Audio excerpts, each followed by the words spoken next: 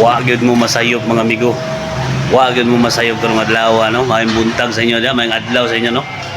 Nami release karon mga amigo usa ka badja.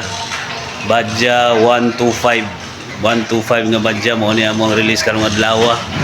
Kunya pakita na ko sa inyo ang badja. So mo ni ang badja mga amigo.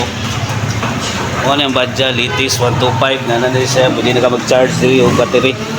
Pwede ka mag-charge diri og cellphone. So mo na ang bag-o nga badja no. Mo na iyang features no. Kunya nakuha din ni nila ma'am. Kana sila ma'am.